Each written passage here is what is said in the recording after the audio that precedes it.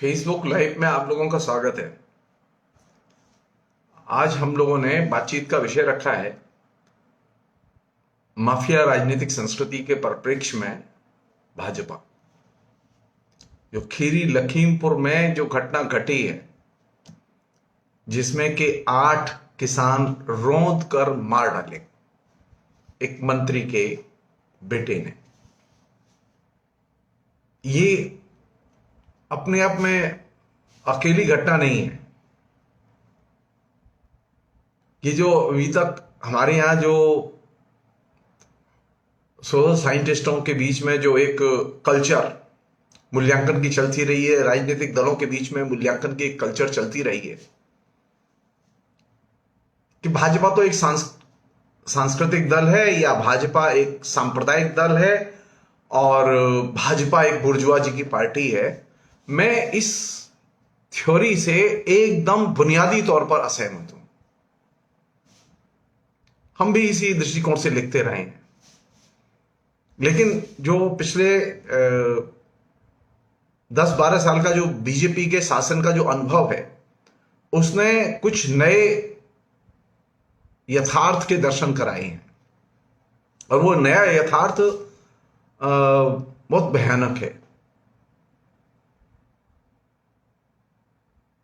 तो ये मेरी पहले तो यही गुजारिश है कि भाजपा पर बात करते समय अब इस रूप में बात नहीं की जानी चाहिए कि वो एक पॉलिटिकल पार्टी है, बल्कि इस रूप में बात की जानी चाहिए कि भाजपा एक पॉलिटिकल पार्टीज के अलावा एक सबसे महत्वपूर्ण माफिया गिरोहों का दल है। और ये जब मैं कह रहा हूं कि माफिया गिरोहों का दल है, तो ये बात प्रैक्टिकली उनके आचरण से पुष्ट होती है।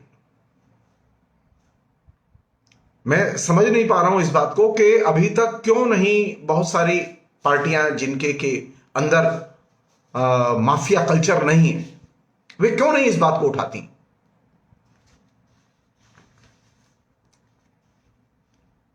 ये विलक्षण कॉम्बिनेशन है ये, और इसका आवरण जो है वो आरएसएस, हिंदुत्व, राम मंदिर, बहुसंख्यकवाद, मुस्लिम विरोध, ये जो सारी चीजें ये इसके सिर्फ मुखौटे हैं। Basically Bharatiya Janata party mafia गिरोहों का संगठित दल है।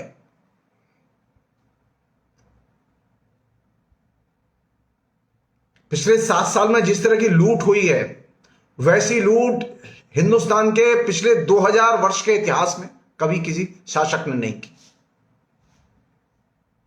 और इस तरह की लूट सिर्फ अनअकाउंटेड लूट सिर्फ माफिया गिरोह करते हैं।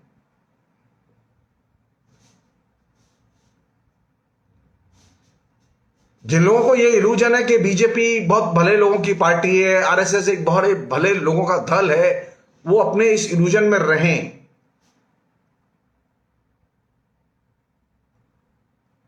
लेकिन इससे यह सच्चाई नहीं बदल जाती कि भाजपा के आवरण के अंदर, भाजपा के अंदर स्थानीय, क्षेत्रीय, राष्ट्रीय, ग्लोबल माफिया गिरोह काम कर रहे हैं। और ये जो माफिया गिरोहों का विभिन्न स्तरों पर जो मोबिलाइजेशन है भाजपा का, वो कमाल का मोबिलाइजेशन है। आपको कन्विंस कर दिया गया है, भारत की जनता को कन्विंस कर दिया गया है कि वे देश सेवा कर रहे हैं और राष्ट्रवाद के लिए वे काम कर रहे हैं। क्राइम का इस तरह से संरक्षण मेरी नजर में विरल घटना है। कायदे से इस पर बात की जानी चाहिए। मैं फिर रिपीट कर रहा हूं, भाजपा माफिया गिरोहों का एक संगठित दल है। उसमें अनेक विभिन्न लेयर पर, और किस तरह से दल है वो, उसका एक छोटी सी झलक मैं आपको दे रहा हूं। आप मेरे कहने से आप सिर्फ इंटरनेट पर जाइए और यूपी में गैंगवार या यूपी में माफिया गिरोह, इनको सर्च करना शुरू कीजिए। आपको जो कहानियां मिलेंगी पढ़ने के लिए, वो कहानियां चौंकाने वाली होंगी और आपका दिल दहलाने वाली होंगी। मैं वो कहानियां पढ़ के यहां अपना जो मूल्यवान समय वो नष्ट नहीं करना चाहता। 2017 में जो असेंबली चुनकर आई, उस असेंबली की कंपोजिशन तो देखिए आप कम से कम। एक तो वे गिरोह हैं जो कि नीचे गैंग के तौर पर सक्रिय हैं, जिनको के बीजेपी की सरकार ने, योगी की सरकार ने गैंग की लिस्ट जारी की है, जो कि नीचे अवेलेबल है प्रत्येक थाने में, यूपी के लेवल पर अवेलेबल है। उनका कहना है कि 30, 35, 25, उन्होंने ऑफिशियली 25 की लिस्ट जारी की है, लेकिन यूपी इतना बड़ा प्रदेश जिसकी तकरीबन 25 करोड़ के करीब की पॉपुलेशन, उसे खाली 24 गैंग संभाल रहे हैं। किसे मूर्ख बनाते हैं ये लोग? ये गलत फहमी है।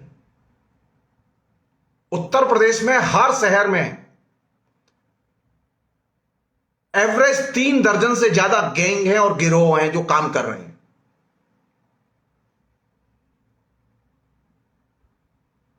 और आपने उत्तर प्रदेश की योगी सरकार ने लिस्ट जारी की गैंग के खिलाफ में एनकाउंटर कल्चर को समृद्ध करने के लिए। तो यूपी की पुलिस ने एक लिस्ट निकाली और उस लिस्ट में उन्होंने बताया कि कैसे जो है वो गैंग हैं हमारे यहां।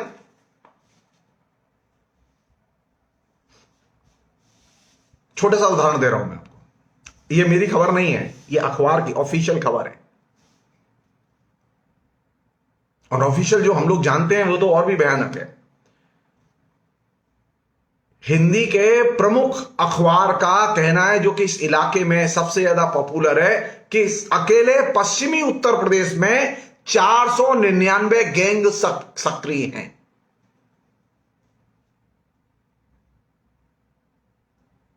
और ये 499 गैंग की जो लिस्ट है, ये पुलिस ने बनाई है। इसमें एमएलए शामिल नहीं है, इसमें सरपंच शामिल नहीं है, इसमें बीजेपी के नेता जो गैंग की तरह काम करते हैं नीचे, उनके बेटे, उनके भतीजे, उनके नाती, उनके पोते जो गैंग की तरह काम करते हैं, ये वे शामिल नहीं है।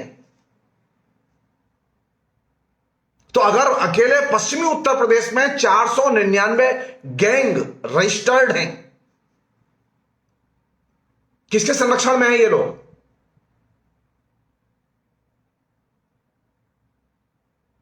अगर ये बात सच है कि 499 गैंग अकेले पश्चिमी उत्तर प्रदेश में सक्रिय हैं, तो हम जानना चाहते हैं कि क्या 499 गैंग के मुखिया एनकाउंटर में मारे गए? नहीं। वो एनकाउंटर स्पेशलिस्ट बनते हैं ना, अपने को कहते हैं कि हम एनकाउंटर स्पेशलिस्ट हैं योगी जी। उनका कहना है कि ठोको कल्चर यानी encounter culture is the best culture.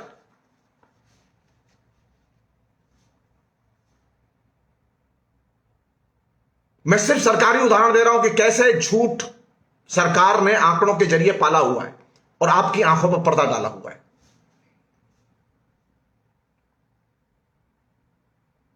मार्च 2017 से लेके 15 फरवरी 2021 तक योगी सरकार ने 7,500 एनकाउंटर या मुठभेड़ें की। 7,500 एनकाउंटर मुठभेड़ें। कितने लोग मारे गए इसमें? अरे 7,500 मुठभेड़ हुई तो कम से कम 7,500 गुंडे तो मारे जाने चाहिए।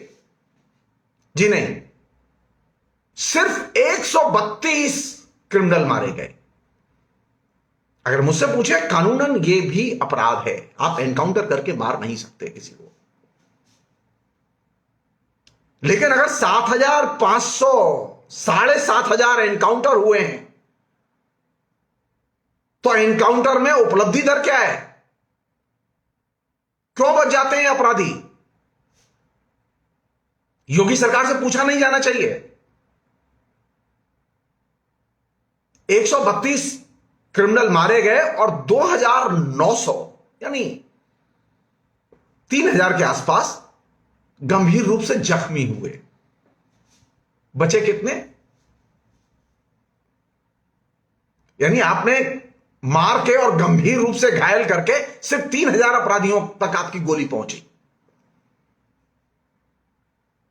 तब भी 7,500 4,500 अपराधी आपके पुलिस की गोली से बाहर निकल गए। कमाल की पुलिस है।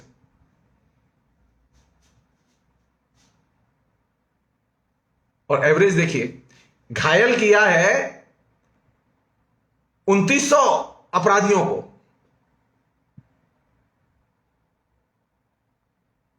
और पुलिस कर्मी शहीद हुए 14 और घायल हुए 1,100 से अधिक लोग। यानी हर 3 अपराधियों को घायल करने में एक पुलिस वाला घायल हुआ है।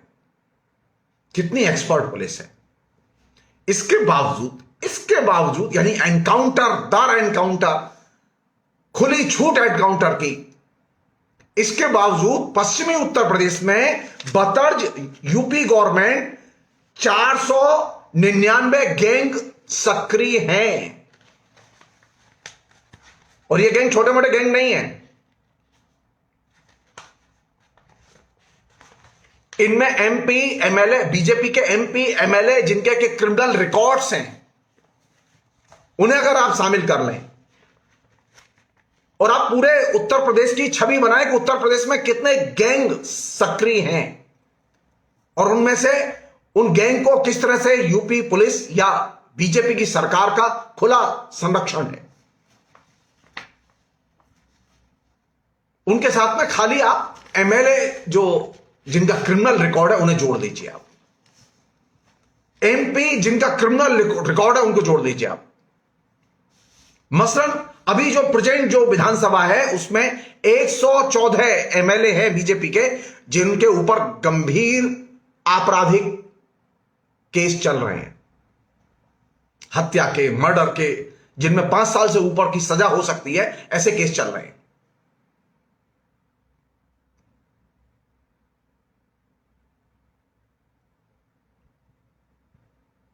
बीजेपी के जो उत्तर प्रदेश से सांसद चुने गए उनमें 35 सांसद ऐसे हैं जिनके ऊपर गंभीर हत्या के केस चल रहे हैं। तो 114 और 35 मिला के यानी तकरीबन 150 तो ये खुल्लम खुल्ला प्यार करेंगे हम दोनों वाले लोग हैं, जिनका आपराधिक रिकॉर्ड है, जो सांसद हैं, जो एमएलए हैं और जो अलग से गैंग इंडिपेंडेंटली चला रहे हैं वे लोग।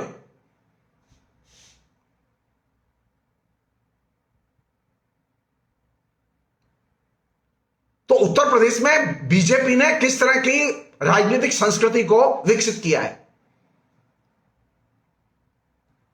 खुलेआम क्रिमिनल कल्चर को विकसित किया। और वो क्रिमिनल कल्चर जो है वो तमाम किस्म के, जिसे कहें कि झूठे फसाड की आड़ में, कहीं वो मंदिर, कहीं वो मस्जिद, कहीं वो देवालय, कहीं वो शिवलिंग, कहीं वो पदयात्रा, इन तमाम किस्म की आड़ में वो सारे के सारे आयोजन कर रही है।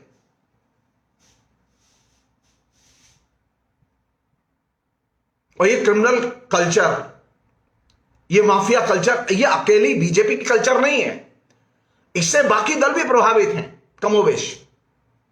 लेकिन सत्ता में तो ये लोग हैं।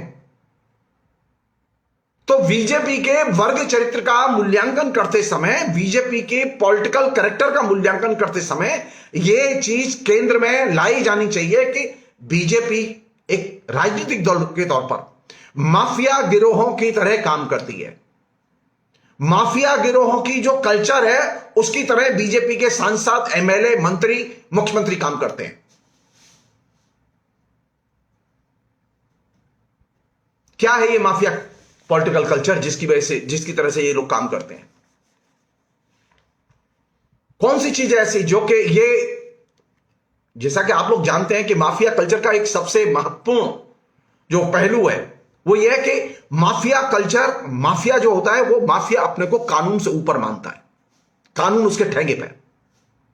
आप बीजेपी के किसी भी नेता से बात कीजिए, तो चाहे मुख्यमंत्री हो, चाहे वो प्रधानमंत्री हो, चाहे वो गृह मंत्री हो, किसी भी नेता से बात कीजिए, वो न सुप्रीम कोर्ट के आदेश का पालन करते हैं, न वो हाई कोर्ट के आदेश का पालन करते हैं, न वो किसी भी कानून के प्रोटोकॉल का पालन करते हैं। तो माफिया कल्चर जब आएगी केंद्र में और माफिया राजनीतिक कल्चर आएगी तो उसकी पहला टेस्ट है, बीजेपी के नेता अपने को कानून से ऊपर समझते हैं और यह माफिया कल्चर का कोर है। जिन लोगों को लगता हो कि बीजेपी के लोग भले भले आदमी हैं, शरीफ आदमी हैं, कल्चर लोग हैं, वेल बिहेव लोग हैं, वे लोग इस चीज को भूल जाते हैं कि बीजेपी के मुख्यमंत्री ने, उत्तर प्रदेश के मुख्यमंत्री ने जिन लोगों के ऊपर दंगों में सैकड़ों लोगों की हत्या के जिनके ऊपर चार्ज थे, ऐसे लोगों के केस बिना केस चले ही वापस ले लिए। क्यों? क्योंकि हम कानून को नहीं मानते।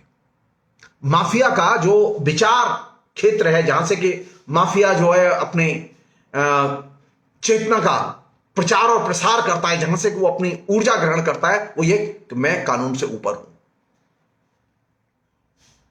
हम जानना चाहते हैं, सुप्रीम कोर्ट दोबारा केस चालू करा के देखे।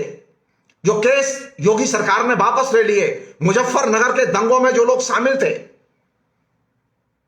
हजारों लोग बेघर हुए, हजारों लोगों की संपत्ति नष्ट हुई, अनेक लोग मारे गए, उसमें सबके केस वापस ले लिए गए। कानून का शासन ठेंगे पर, इसे कहते हैं माफिया कल्चर। माफिया कल्चर के लिए जरूरी नहीं है कि बीजेपी का मंत्री गोली चलाते हुए दिखाई दे, जैसे कि कोलंबिया में दिखाई देता है। माफिया कल्चर का मतलब यह है कि कानून से हम ऊपर हैं, कानून हमारा गुलाम है।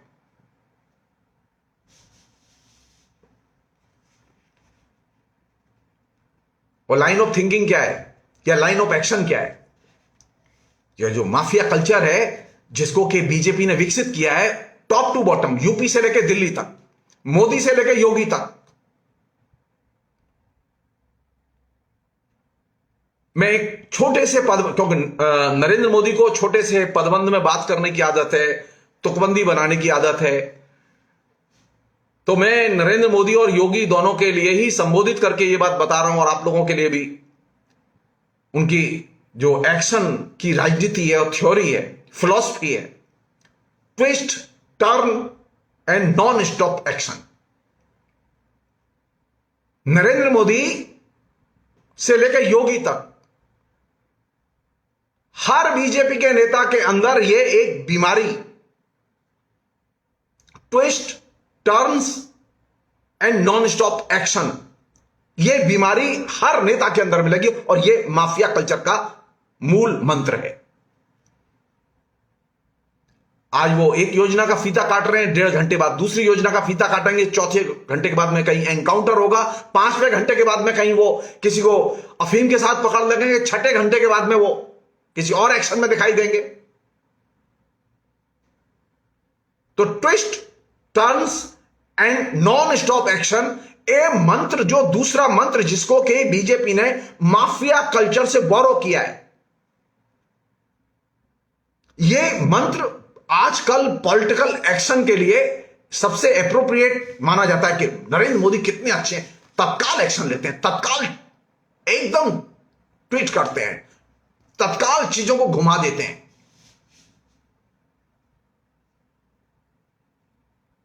और विराम और विश्राम तो एकदम नहीं लेते, 22 घंटे काम करते हैं, नॉन स्टॉप। एक अन्य चीज जो कि माफिया कल्चर का हिस्सा है, जो लोग उत्तर प्रदेश में रहते हैं उन उत्तर प्रदेश में रहने वालों के लिए, जो दिल्ली में रहते हैं उन दिल्ली में रहने वालों के लिए, या जो भाजपा शासित राज्यों में रहते हैं उनमें,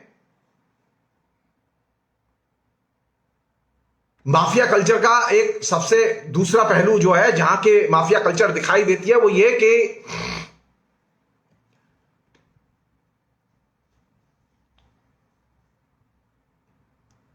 उनके नाम पर जो पुलिस के एक्शन होते हैं ना, मतलब यूपी में जो पुलिस के एक्शन होते हैं वो कैसे होते हैं? वो जिनके यहां छापा डालते हैं, इंक्वायरी करते हैं, गिरफ्तारी करते हैं, वो एक तरह से उत्पीड़न का क्लाइमैक्स होता है, नाइटमेयर की तरह होते हैं। पुलिस जब एक्शन लेती है, यानी माफिया कल्चर से जुड़ी हुई जो संस्थाएं हैं, उसमें पुलिस पुलिस एकदम अंतर्ग्रथित ढंग से बीजेपी के नेताओं के इशारे पर काम कर रही है। वो बीजेपी से स्वतंत्र होकर काम नहीं करती पुलिस। तो पुलिस के जो एक्शन होते हैं वो प्रत्येक परिवार के लिए एक तरह से नाइटमेयर की तरह होते हैं, दुस्वप्न की तरह होते हैं, और वे जिस परिवार में घुसते हैं उस परिवार को एकदम तहस नहस कर देते हैं। वो लगे ना वो शाहरुख खान के पीछे।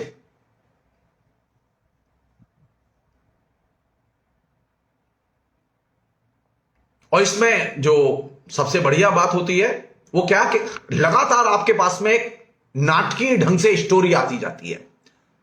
ये जो आर्यन वाली जो कहानी आ रही है लगातार, शाहरुख, हो सकता है कि वो लड़का इन्वॉल्व हो, आई डोंट बॉदर कि वो इन्वॉल्व हो, आप उस पर एक्शन लीजिए, लेकिन ये लगातार कहानियां क्यों आ रही हैं?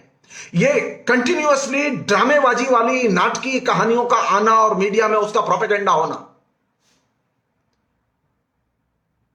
बीजेपी का जो मीडिया गैंग है वो गैंग लगातार उसको फेसबुक पर प्रोपेगेंडा की तरह इस्तेमाल करता है। और ये ज्यादातर कहानियां गढ़ी हुई कहानियां होती हैं, मनगढ़ंत कहानियां होती हैं, इनका सच से कोई लेना देना नहीं होता। ये कहानियां क्यों फैलाई जाती हैं? ये माफिया मीडिया, ये माफिया पॉलिटिकल कल्चर का हिस्सा है जिससे कि आम लोगों में दहशत और टेरर पैदा किया जाए। इसलिए लोग बीजेपी के खिलाफ बोलने से डरते हैं, बीजेपी के नेताओं के खिलाफ बोलने से डरते हैं। पुलिस के एक्शन में सच नहीं होता, विवरण होते हैं। तकरीबन 25 से अधिक लोग दिल्ली के दंगों के नाम पर जो लोग पकड़ के बंद किए गए थे, कानून ने उनको यह पाया कि पुलिस ने चार्जशीट जो जमा किया उसका कोई लेना देना नहीं उनकी गिरफ्तारी से। झूठी कहानियां गढ़ी हुई हैं उसमें, सच से कोई लेना देना नहीं है।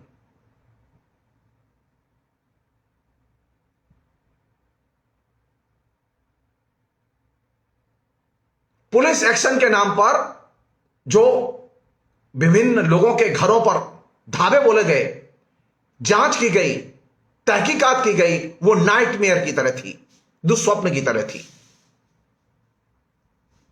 मसलन अगर आपको किसी के खिलाफ में यह लगता है कि इसने टैक्स चोरी किए, आप उसे नोटिस दीजिए, उसे घर आने दीजिए, उसका आप उसे ऑफिस आने दीजिए, जवाब देने दीजिए, अदालत में केस रह जाइए। लेकिन आप तो अदालत में केस, आप तो ईडी के छापे के बाद में नकली कहानियां लगातार कहानियां और उनका प्रोपेगेंडा। तो पुलिस के एक्शन उत्तर प्रदेश में जिन जिन परिवारों में के खिलाफ में पुलिस के एक्शन हुए, जिन परिवारों में पुलिस गई है, वहां वो एक तरह से दुस्वप्न की तरह गई है और उसने एक तरह से वहां भयानक दहशत पैदा की है, भयानक उत्पीड़न किया है। आप कल्पना कीजिए कि नए नागरिकता कानून का विरोध करने वाले लोगों के खिलाफ में किस तरह के एक्शन लिए गए, उनकी संपत्तियां कुर्क की गई। खाली जुलूस और धरने करने पर संपत्तियां कुर्क हो रही हैं भारत में। माफिया पॉलिटिकल कल्चर का यह हिस्सा है कि पुलिस जब एक्शन लेती है तो वो एक तरह से दुस्वप्न की तरह होती है और दहशत और आतंक का पर्याय होती है पुलिस की कार्रवाइयां। तो जो लोग ये कहते हैं कि नहीं, हिंदुस्तान का संविधान लोकतंत्र की और लोकतांत्रिक कार्य प्रणाली की इजाजत देता है। लोकतंत्र का संविधान जो है, भारत का संविधान जो है, वो किसी को आतंक की और दहशत की कार्य प्रणाली विकसित करने का या माफिया कल्चर विकसित करने का अधिकार नहीं देता।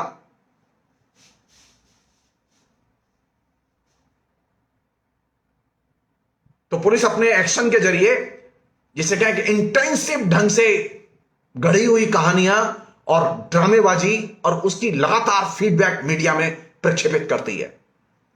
आपको उसमें सच का पता नहीं चलेगा, सच क्या है ये पता नहीं चलेगा।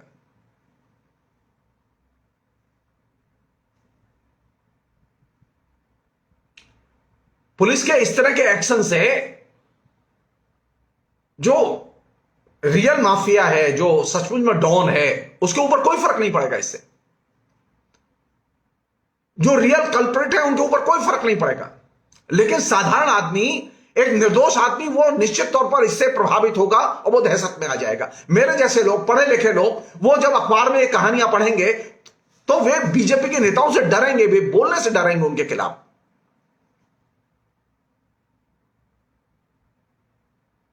एक अन्य चीज वो ये कि ये जो बीजेपी में जो माफिया कल्चर विकसित हुई है, बीजेपी के हर नेता के पास, बीजेपी के हर एमपी और एमएलए के पास में अपनी एक लठैत टीम है। आप ये भी कह सकते हैं उनकी पर्सनल ग्रुप हैं जो कि उनके लिए लड़ने मरने के लिए तैयार रहते हैं।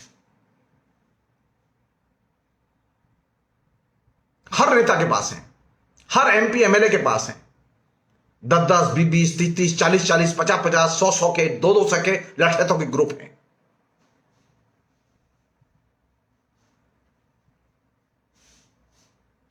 मैं क्यों कह रहा हूं कि बीजेपी के अंदर माफिया कल्चर और माफिया गिरोह की संस्कृति का विकास हुआ है?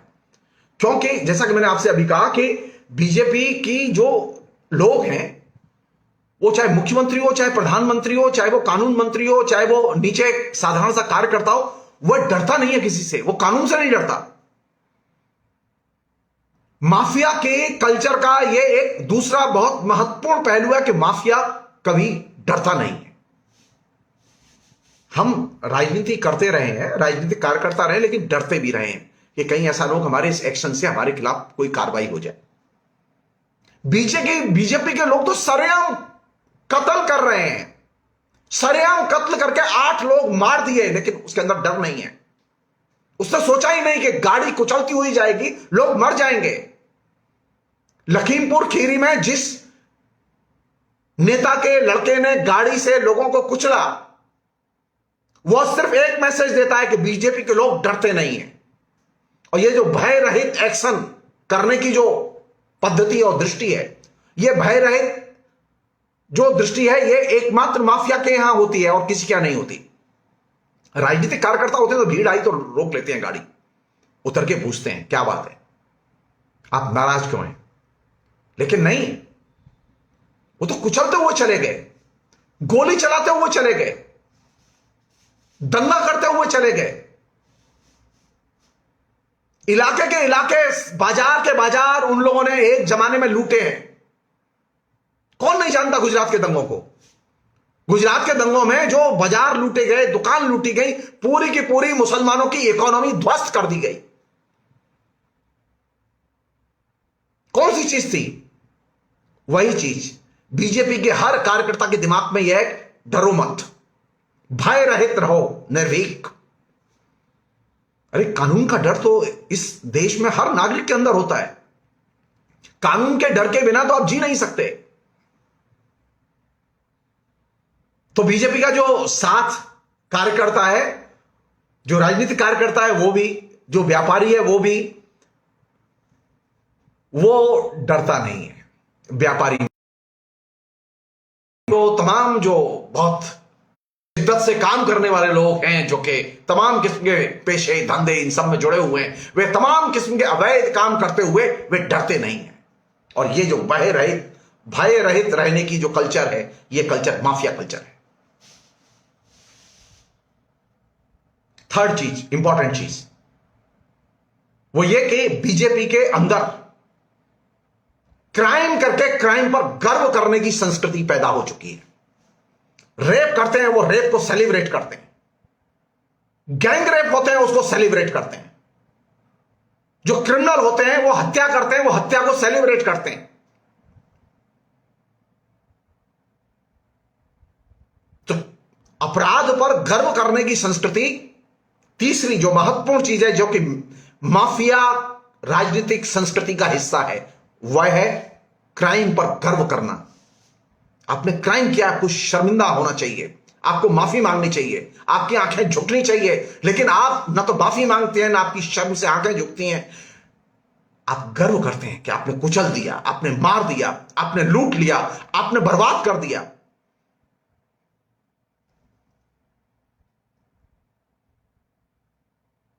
फोर्थ इंपॉर्टेंट चीज जो कि माफिया कल्चर का हिस्सा है, जो कि बीजेपी का एक इंटीग्रल हिस्सा बन चुकी है, जो सहमत नहीं हो उसे धमकाओ, दबाव में लाओ,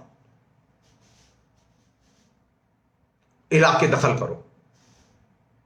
ये तीन चीजें माफिया कल्चर का हिस्सा थी और इन तीन चीजों का बीजेपी ने यूपी में बड़े पैमाने पर इस्तेमाल करके अपना विस्तार किया। और वे, जैसा कि मैंने कहा आपसे, निर्भीकता में वे एकदम अनपैरेलल हैं। माफिया के बाप हैं वो। माफिया की यही तो खूबी है कि वो डरता नहीं है। बीजेपी के लोग डरते नहीं, और ये डरना एक सामान्य डेमोक्रेटिक आदमी की मानसिकता है कि वो डरता है कानून कहीं टूट न जाए, कहीं ऐसा ना हो कि इससे अपराध हो तो मैं जेल में हूं। लेकिन बीजेपी के लोग डरते नहीं है। तो ये जो उनकी निर्भीकता है, ये निर्भीकता देश की कुर्बानी के लिए नहीं है, बल्कि अपराध के लिए की गई निर्भीकता है। और ये अपराध के लिए की गई निर्भीकता माफिया कल्चर का हिस्सा है, और ये बीजेपी का एक आभूषण बन चुकी है।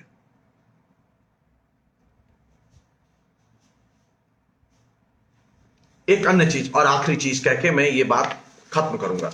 बातें बहुत सारी हैं कहने के लिए। माफिया में एक और गुण होता है जो कि बीजेपी में आ चुका है।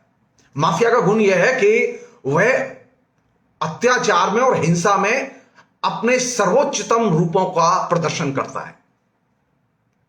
आप माफिया कल्चर के इतिहास को पढ़िए और देखिए तो वे हमेशा क्राइम करते हुए, उत्पीड़न करते हुए, मर्डर करते हुए, नृशंसता का प्रदर्शन करते हुए वे सर्वोच्चतम रूपों का प्रदर्शन करते हैं। बीजेपी के लोग क्राइम करते हुए अपने सर्वोच्च रूपों का प्रदर्शन करते हैं।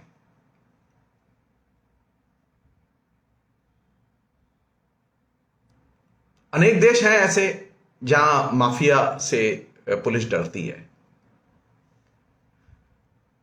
अनेक देश हैं ऐसे जहां के माफिया और पुलिस में लड़ाई भी होती है।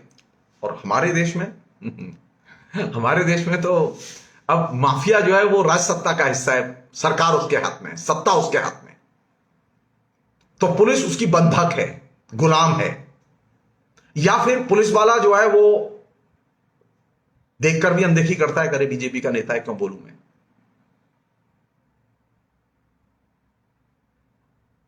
और जो पुलिस वाला बोलता है, रोकने की कोशिश करता है, उसकी सरेआम हत्या की जाती है, उसे उत्पीड़ित किया जाता है, उसके ट्रांसफर किए जाते हैं, उसे जीना दूभर कर देते हैं, उसे सस्पेंड तक किया जाता है। और यह सिर्फ चेतावनी है, यह सिर्फ चेतावनी है उस सिस्टम के लिए जिस सिस्टम पर आप गर्व करते हैं, लोकतंत्र। यह चेतावनियां उन लोगों के लिए जो कानून के शासन की बात करते हैं कि बीजेपी के लोग कानून से परे हैं, जैसे माफिया कानून से परे है। अगर आप मुझसे पूछें माफिया का मतलब क्या है, माफिया का मतलब है मिजरी।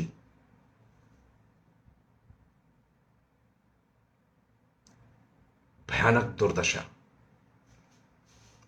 आज आप अपने देश में अपनी आंखों से किसी भी इलाके में जाइए, आप भयानक दुर्दशा देख सकते हैं। नौकरी के स्तर पर, व्यापार के स्तर पर, प्रशासनिक, अकादमिक, हर स्तर पर दुर्दशा देख सकते हैं। और वे लोग कौन होते हैं? माफिया कौन होते हैं? वो तो राम जी के भी राम जी हैं, भगवान राम भी उनकी पूजा करते हैं। वो शैतानों के भगवान होते हैं। बीजेपी आज शैतानों के भगवान के तौर पर अपने को स्थापित कर चुकी है। और जो लोग इनके फॉलोअर हैं,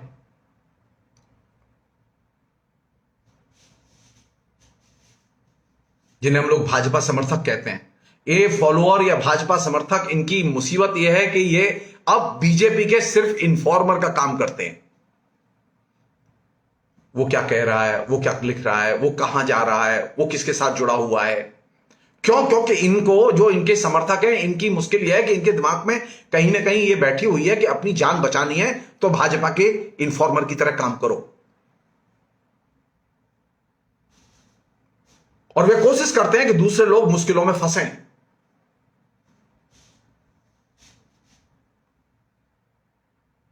तो तो माफिया कल्चर जिस तरह से इन्फॉर्मर पैदा करती थी और इन्फॉर्मर का नेटवर्क तैयार करती है, बीजेपी ने अपने समर्थकों का नेटवर्क इंटरनेट से लेके व्हाट्सएप से लेके नीचे गली तक इस कदर तैयार किया है जिससे कि वह जाके बीजेपी के नेताओं को सूचना दे कि तुम्हारे खिलाफ में कौन क्या बोल रहा है, क्या कर रहा है।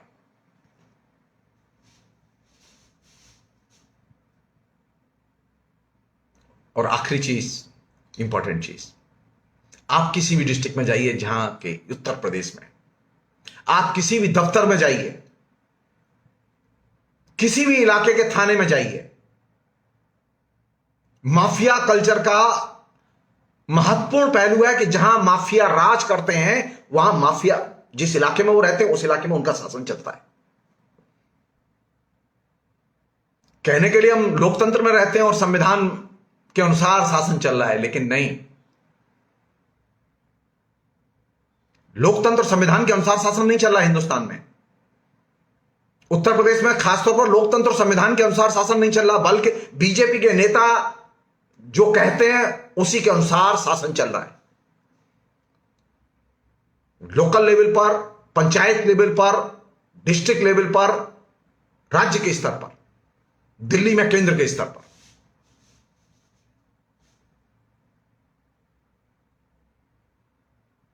तो अफसर, थाने, जिलाधीश, अब न्यायपालिका के ऑर्डर कितने प्रभावी होंगे और कितने जल्दी इंप्लीमेंट होंगे? क्योंकि न्यायपालिका का भी काम वो करने लगे हैं। इलाके दर इलाके आप जाइए, बीजेपी के लोग लोगों के आपसी झगड़े निपटाने का भी काम करने लगे हैं, तय करने लगे हैं।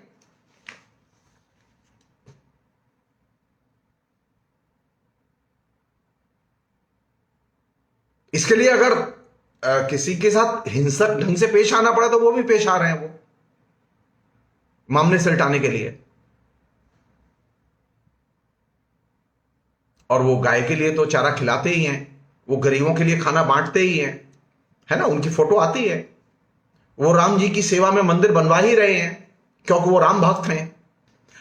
यानी एक कल्याणकारी सो कॉल्ड जो बीजेपी की इमेज है,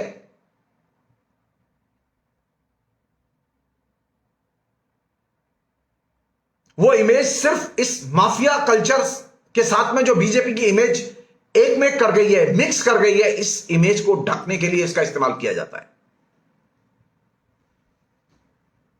क्योंकि जिन इलाकों में बीजेपी की सरकारें हैं और सक्रिय हैं, वहां न्यायपालिका एकदम निष्प्रभावी होकर रह गई है। एक ही उदाहरण दे रहा हूं मैं खाली, ये जो आपदा प्रबंधन कानून के तहत जो नरेंद्र मोदी ने जो वायदा किया था कि हम जो प्राकृतिक आपदा से अगर कोई आदमी मरता है तो उस मरने वाले की हम आर्थिक मदद के तौर पर 5 लाख या 4 लाख रुपए देंगे। जब सुप्रीम कोर्ट ने कहा कि ये लोग मरे हैं और ये प्राकृतिक आपदा से मरे हैं और आपको इसके लिए पैसा देना होगा, कंपनसेशन, तो नरेंद्र मोदी ने सरकार ने साफ कह दिया सुप्रीम कोर्ट में, हम कोई पैसा नहीं देंगे। सुप्रीम कोर्ट ने इंसिस्ट किया कि नहीं, आपको देना होगा, आपकी जो मर्जी आए दीजिए, लेकिन आपको कुछ ना कुछ देना होगा, क्योंकि उसमें कानून में प्रोविजन है कि आप आर्थिक कंपनसेशन देंगे। तो सरकार ने क्या कंपनसेशन दिया? 50,000 रुपया प्रति कोरोना से जो मारे गए लोग हैं उनके लिए। अब आप अपना सर्टिफिकेट खोजिए कोरोना का। सारे देश में कोरोना का सर्टिफिकेट जारी नहीं किया हॉस्पिटल्स ने। जो लोग कोरोना से मरे उनके पास में ये लिखा हुआ नहीं है कि वे कोरोना से मरे हैं। अब आप खोजते रहिए, घूमते रहिए। अब आप तो न्यायपालिका को कैसे निष्प्रभावी किया जाए, कानून को कैसे निष्प्रभावी किया जाए, ये पद्धति बहुत अच्छे ढंग से और बहुत ही इंटेलिजेंटली बीजेपी ने वर्कआउट किया। और यही तो काम माफिया करते हैं कि वे न्यायपालिका को एकदम प्रभावहीन बना देते हैं।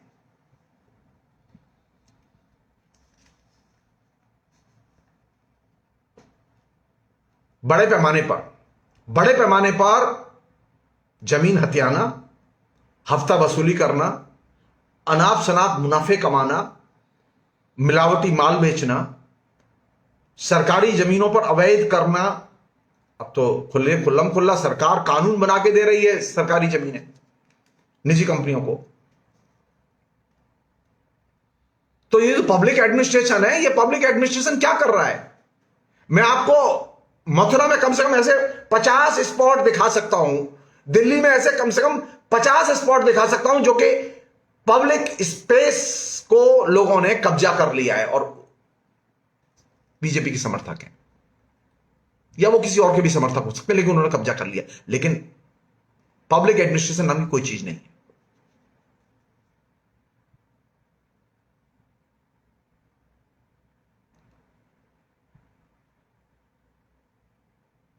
कहने का मतलब यह कि बीजेपी का जो विकास है, उस बीजेपी के विकास को हम भी खुद ये कहते रहे हैं आपसे कि वो अल्पसंख्यकों के खिलाफ में उन्होंने एक तरह से बहुसंख्यकों को गोलबंद किया है और सांप्रदायिक राजनीति की, उसका ध्रुवीकरण किया है। वो उसका एक राजनीतिक आवरण है। असल है उसकी माफिया कल्चर, माफिया एटीट्यूड। और माफिया कल्चर और माफिया एटीट्यूड में दो चीजें सबसे पहले दांव पर लगी हैं और वे नष्ट हुई हैं। एक तो ये सार्वजनिक सुरक्षा और सार्वजनिक संपत्ति की सुरक्षा, और दूसरा है हमारा संविधान। और संविधान में जो लोकतांत्रिक अधिकार हैं वे दांव पे लगे, और इसको नष्ट किया है बीजेपी ने। और इससे कौन लोग प्रभावित हुए और कौन लोग फलीभूत हुए हैं, जिनको तमाम लाभ मिले, मोटे तौर पर आप साफ देख सकते हैं। सार्वजनिक संपत्ति की सुरक्षा में, सार्वजनिक संपत्ति को, सार्वजनिक जीवन को एक सुरक्षित जीवन में कन्वर्ट करने में भाजपा बुरी तरह असफल रही है, और यह माफिया कल्चर का टारगेट रही है। हमेशा सारी दुनिया में माफिया राजनीतिक संस्कृति ने सार्वजनिक सुरक्षा को और सार्वजनिक संपत्तियों को अपनी लूट का हिस्सा बनाया है। सेकंड चीज, संविधान और कानून का शासन, हम इन दो से परे हैं, ऊपर हैं।